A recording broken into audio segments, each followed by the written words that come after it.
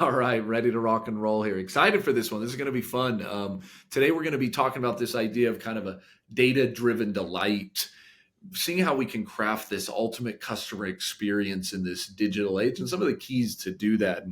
And for this session, I've got a friend of mine. Now I feel like I've known him you have these business friends that you know for a while, but it's been a long time since we've seen each other in person. But his name's John Katz, and he can talk a little bit about his background, but formerly of Qualtrics. And at Qualtrics, he was running all of this employee experience strategy, which the employee side I definitely want to touch on today. But we actually work together at Gallup. So Jordan, really excited to have you on, and how you doing, man? I'm doing great. Thanks for having me on, Gabe. I really appreciate it. Excited to talk about the intersection between understanding as much as you can about your customers and linking that to how you influence and understand how your employees behave, because Love, ultimately, love it. like, that's the key. Love it. Love it. Yeah. And Gallup's been a while, man. When we were there to get, that's like Yeah. 10 years ago, 12 years ago. Wasn't it 2010, 11, something like You're that? you're making me feel super old right now, but it was, first of all, Gallup was a great place to work, a Loved it. great place to train, really invested in who we are and the ultimate science around how do we predict what's happening now versus what's happening in the future. And I just found it to be a great place to be, and it was really great working with you. I actually left Gallup and worked at Insight Partners, which is a large VC fund that invests only in technology. And from there, they moved me into the portfolio to work for a company called Qualtrics, which I hopefully a lot of people are familiar with, and where I where I really productized a lot of the stuff that we spearheaded when we were at Gallup, which is Yes. the Yes. intersection between customer and employee research and customer and employee performance. So Love I'm it. Love excited it. that we've come full circle back to work together, back to be together, and we can talk about it more today. Yeah, man, appreciate you jumping on. So let's hit this topic. Just big picture. What's kind of going on with this whole customer experience in the world today? Trends, thoughts, Mhm. big topics there. Yeah, so there's a couple of things. First of all, customers, whether they be B2B customers or B2C customers or B2B to C customers, they know what great looks like, Yeah. right? We've all been out in the world, whether we in our personal lives or in business, and had phenomenal experiences, even in places where that surprised you, like the DMV. I'll tell you a story about that sometime. But we know what great looks like, so that when we see something or we experience something that's mediocre or even bad, whether it be with a live agent or a face-to-face person or a chatbot, like that hits extra hard. Yeah. You know what I mean? On the negative, right? And so the trend towards personalization, towards consumer grade types of experiences, even in the business world, even in business to business, is rapidly picking up speed, and it's, I think, very valid, because if great exists and we're running a company and we're having interactions with our customers, we want to hit great. We don't want to settle for mediocre, Yeah. and our Yeah. customers know that. And luckily, the data plays out that while it can be an expensive or resource heavy endeavor, the greater experience on the positive a customer has, the more likely they are to increase wallet share, usage, Mm, retention, right? They pay you back in kind. mm. The issue is, at the same time, we're also moving more towards automation, Yeah. right? For a myriad of reasons, scale and volume and cost and all that stuff. But oftentimes, automation, chatbots, technological solutions, they don't always make, a fully satisfactory experience occur.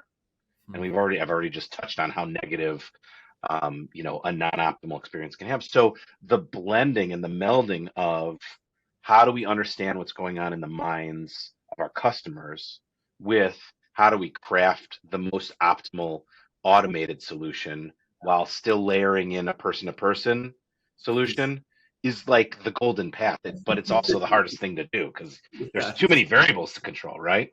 It really is. It's like that's nice to talk about, but to Right, do, right. that's pretty tough. No, but I like that. That's a good framing, and let's dive into that then, because I know as you were at Qualtrics and some of the stuff you were doing, the clients you've experienced, and truthfully at Gallup, it's probably been Yeah. the last decade or so, but you've had this unique opportunity to see and coach, consult, aid these different companies trying to kind of find that balance using technology and data and the right personalization. So I'd love to hear some of the things maybe you found helpful as these companies went on this journey to try to get to Yeah. that ultimate customer experience. Where did you typically start, or what was one of the keys you found to help those companies do that? So that's a great question. So first of all, I always start with the outcome Yeah. in mind, the end in mind. And I think that's something that we all were trained on at Gallup, which is where do we want to go with this? Is the goal, to take share from our competitors? And so it's like wallet share or whatever from the customer. Is the Right. goal to increase usage? Is the goal to convert non-customers, right? So starting with the end in mind and understanding the KPIs which we're going to hit is critically important. And most people then go back to like here, which is like what's going on with our customers? What do we know about our customers? Hopefully they also say, what do we know about our non-customers and our prospects and things, our lost customers? But that's like half the story. You know what I mean? Mm. That's like a half measure. The key and why I was successful at Gallup, why I think you were successful, why Gallup was successful in that time period where we were there, and then subsequently why Qualtrics is successful, is because the real answer is going all the way to the front end of the organizational life cycle, which is the moment a potential candidate looks at a job advertisement. Yeah. And is that job advertisement fishing in the right pool of talent? Mm. Is it attracting people who are more like your best people? Is it repelling people who are less likely to be top performers? And the way we define that is, are these people that we're investing in bringing into our business family able to do the things that our customers ultimately want, love, and will delight them, right? And lead to that optimal performance. And then when we get them on board, are we managing them to optimal performance, helping them work, learn, and grow, reach the heights, and deliver on the promises that we've made to both them and our customers? And I'll tell you what, there's hard ways to do that, and there's easy ways to do that. The hard way is to get in a room and think about, like, hey, what ideas do we have as a leadership team? Who are we going to hire and all that stuff? The easy way, it takes a little bit of work on the front end, but the easy way is to leverage data, Yeah. to understand the recurring patterns of thoughts and feelings and behaviors that people have on the employee and the customer side, match that with like transactional data. Did our employees, reach their quota or hit their customer service targets? Are they retained, et cetera? Are customers spending money with us, not being super angry or high NPS? And then trying to find the key correlates or the key drivers behind great employee experiences and performance and great customer employee experiences and performance. And where those things overlap, those are the things you hang your hat on. It allows you to create that profile of the great type of hire. Know where to fish for talent, know how to manage people, but then also leverage technology and data to know exactly what's in the minds of the customers, the metadata around the customers, not just how they transacted or what they transacted, but what they prefer, what their sentiment is, how they're interacting with you or your chatbots or whatever, and serving that up to your employees.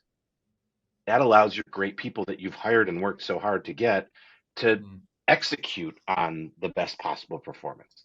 Mm. So yes, it takes some effort on the front end to gather that data and smush it together and have good, thoughtful people who can run those analyses.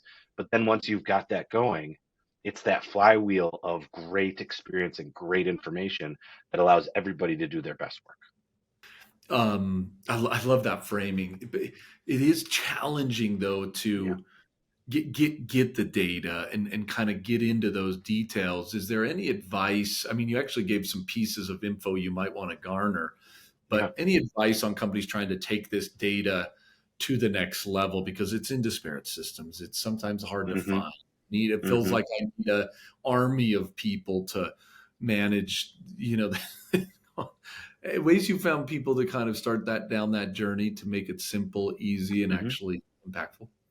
Absolutely. So yeah, that's a great call out because there are a couple of elements that make it hard and a couple elements that make it easier. So on the one hand, listen, Qualtrics is a great company, a great place to work, and one of the things that made Qualtrics so great and allowed us to have such great performance was a focus on the key outcome metrics, like Yeah. what truly drives our business forward to reach 40% growth or whatever the growth targets are. And every company should know what their key metrics are. the final outcomes, like why are we in business? And if you don't, you know what, that's an effort worth engaging in. Right. The other thing that you mentioned is all these disparate systems, but they also have disparate owners, right? People who are in charge of maintaining those systems and making sure the data is good and making sure it works properly. And so there's an element of culture too that you can leverage Yeah. within an organization. Um, and the cultural element there is really of like cross pollination and teams that maybe they're not in the same vertical, but they work together and collaborate.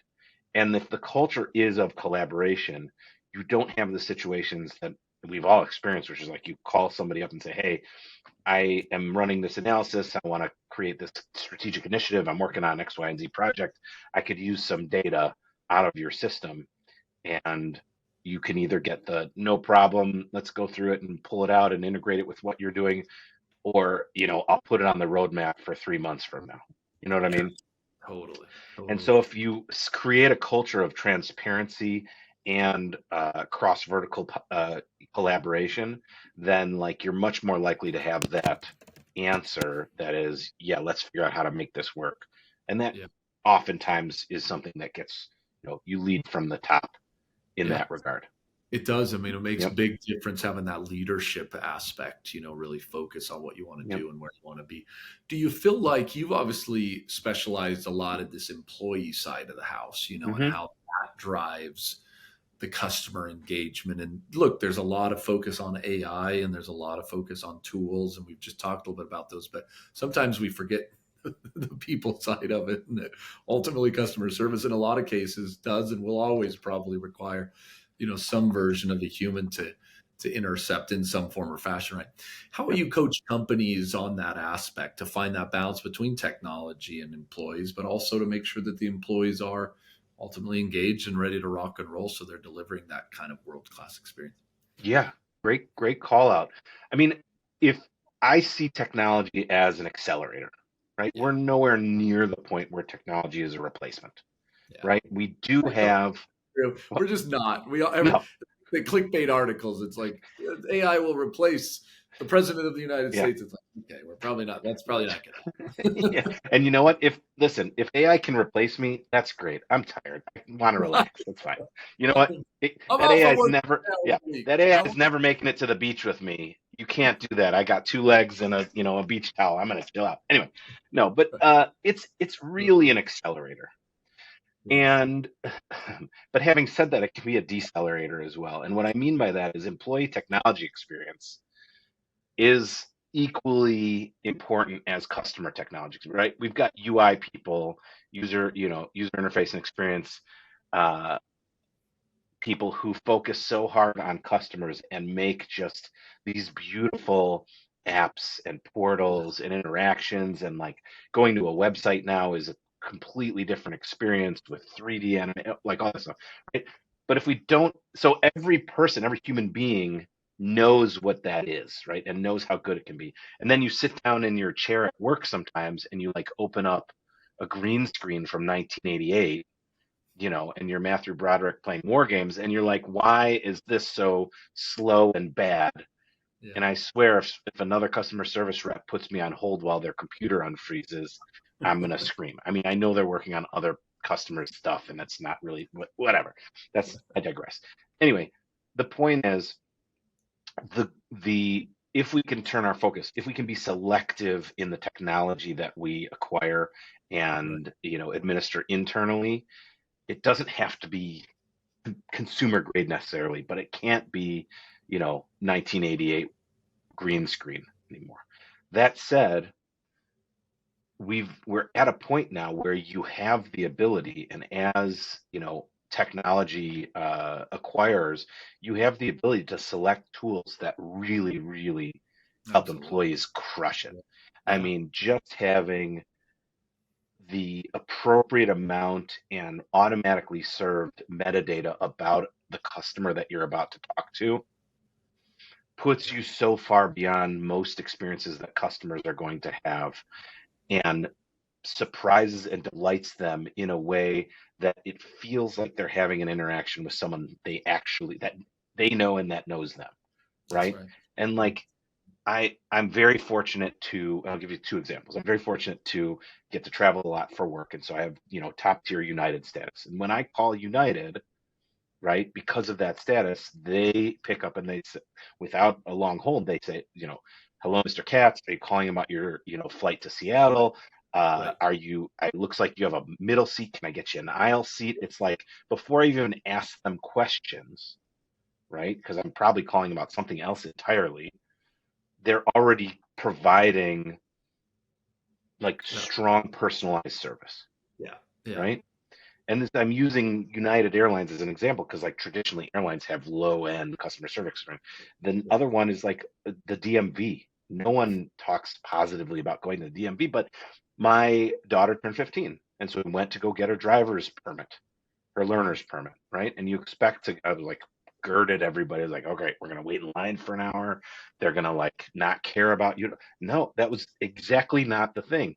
They Hmm. found out that she was there for their learner's permit. They like made a big deal about it, took the picture, like congratulated her. You got to take a little test. She took the test. They applauded. Like it was a Hmm. completely different experience that I expected, right? And that most people probably expect from the Department of Motor Vehicles. Yeah. But the culture there must be something different, and the leadership must be something different than you expect. And because I was expecting such a bad experience and it was so good, it made it so much better, right? And there's like these places where, unexpected surprises occur, make things great. And let's say you have a company where you already make things great, that's fine. Just keep serving up the great insight, keep personalizing, and like the more you surprise and delight people, the better. And the employee element of that, getting Makes the up and difference. feeling Yeah. good about that activity is like, you know, pretty key to the backbone of that. I love it. So Yeah, Jordan, to kind of wrap on this, a lot of companies trying to find this balance. yeah, This that you kind of framed up perfectly at first. We hit a bunch of different topics. What would be kind of that summary or that thing maybe you'd leave behind for? It's obviously a tough environment. People are trying to find this balance, but yeah, they do need to win because ultimately, companies got to grow to succeed. Anything you'd kind of leave them with as we close here? yeah. So like just as much as you need your company to win, you need your employees to win or feel like they're winning. And nothing feels less good to an employee than ambiguity and uncertainty.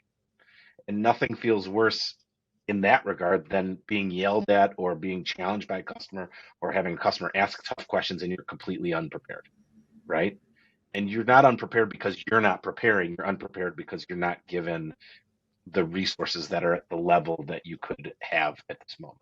And right now, at this moment, in Q4 of 2023, you absolutely can have technology that catalogs all the information and intelligence about every customer, synthesizes it up in a way that gives your employees the right tools and right information so that your employees can execute on the best form of the promise between your company and your customers. Appreciate your time.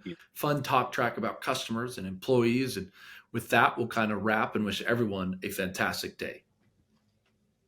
Thank you.